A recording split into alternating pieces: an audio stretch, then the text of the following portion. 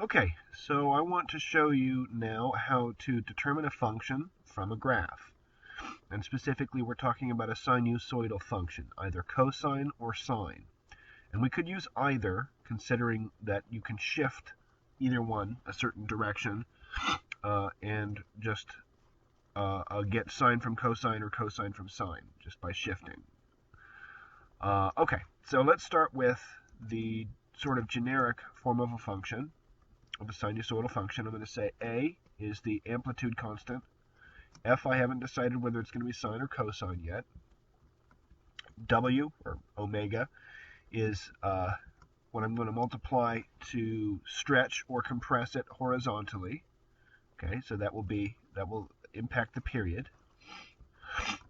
This capital F, I'm adding to the x constant, and that will have the impact of shifting it right or left. That's part of the phase shift.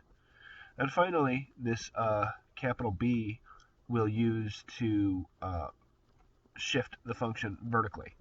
Okay. So one of the first things I'm going to do, so that this feels a little bit more concrete, is choose between sine and cosine. And again, they're equivalent, assuming you correctly shift.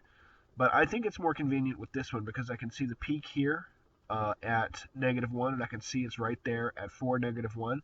To treat this as a cosine, one that crosses the x-axis at 1 in the base function. If I wanted to do it as a sine, I would have to sort of guesstimate where this increasing 0 is. And it looks like it's probably -2.5. I could do it. It would probably be correct. But the easier way for me is to work with cosine. So I'm going to do cosine. So let's set that up right now. So I'm going to change f into cosine. So already we're partway there.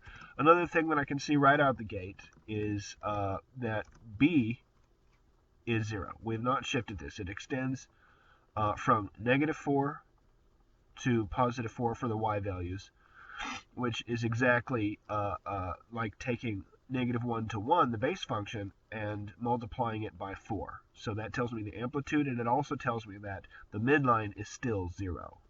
So that b is just 0.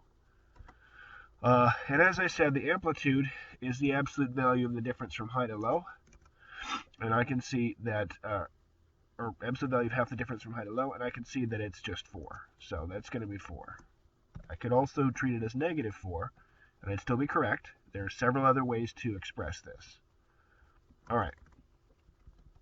So now we've got our function, we've got our amplitude, and we've got our vertical shift. What we need now is our horizontal shift and our horizontal expansion and compression. And, I suppose maybe we'll do the shift first. No, I want to do the period first, because it's actually really kind of is more interesting. I can see that we're told that we have the points -4 and -4, and the other point being 2, -4. So the curve is a sinusoidal function. It goes through the points -4, -4, and 2, -4. So that tells me that the period is from -4 to 2. The period is 6. We want to find a sinusoidal function that matches it, and so the period is 6. So I'm going to solve for the w constant. So t, the period, is equal to the base function period, which is 2 pi rather, over omega. Well, w I'm expressing it as. And I also know that t equals 6, because I just counted it. I can see on the graph, -4 to 2, that's 6. Okay? So that means that 6 equals 2 pi over omega. What I want to do now is just solve for omega, which I'm writing as w, so I'll just call it w. Okay, so I multiply both sides by the w. Then I'm going to divide both sides by 6. Okay, almost done. And so that is pi over 3. W is pi over 3. All right, only one more term we need to solve for, and that's the phase shift, or I'm just going to call it the horizontal shift, which I'm going to call f, capital F. All right. One easy way to think of this is to, as you recall, if you were doing the transformations on a function, you would do the x transformations first, then the y. And within the x transformations, you would do from the outside in. So you would do first the shift and then the expansion or compression. So what I'm going to do is I'm going to factor out that pi over 3. So what we're doing in essence is, at the end, we would do the f transformation first, the horizontal shift. So I'm going to shift this a certain number of pi over 3's. Okay? And I can see that this, instead of being at 0, at x equals 0, it's at x equals -1 is the local maximum. So it has shifted 1 unit, if you will, to the left. Now, left means that it's going to be addition. And 1 unit means it's 1. Okay, so this is actually what we would do. If we had this base function, first we would do the shift, 1 unit left. Then we apply the expansion, and that's pi over 3.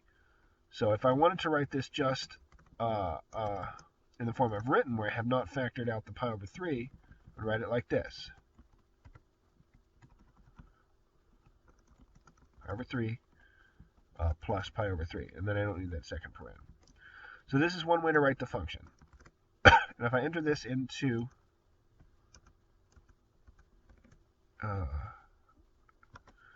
the assignment, it'll mark it as correct.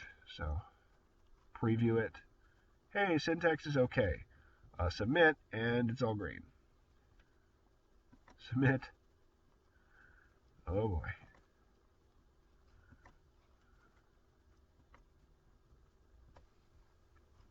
Sorry about that. I had a little internet glitch there for a second. Anyway, submit it, and yes, it says that the answer is correct. That is one way to express this function. There are other ways. So one way that if you show the answer, you'll see it's expressed as -4 cosine pi over 3 times x minus 2. The reason for that is that if I multiply if I flip this, multiply it times -1, that would change where the peak is, where the local maximum, and it changes the extent by which I need to shift it. It would need to shift 2 instead of 1, pi over 3. Other ways that we could see similarities between these. So here's the function as I've expressed it. So I said it as 4 cosine pi over 3 plus pi over 3, and that's this. But if I wanted to express it the other way, if I wanted to make sure I shifted it with a negative constant, I could see that instead of shifting it 1 unit to the left, if I want to always shift it to the right, as we do when we speak of phase shift, the next peak is at 5. So that would be minus 5 pi over 3. And that's correct also. I could express this as I showed with a negative product on the y. I could also express this as a sine. So remember the relationship between sine and cosine. Here's a cosine, base function. And here's a sine. Oops, this sine, here's the sine. And what you can see is that if I wanted to turn cosine into sine, all I have to do is shift it up a quarter, pi over 2, a quarter circle. So I can do that by adding to the sine, plus pi over 2, and that would do it. So I could do this as sine, and then add pi over 2. They're all equivalent, and that's sort of one of the important points about trigonometric functions, is there's an infinite number of ways to express the same equation.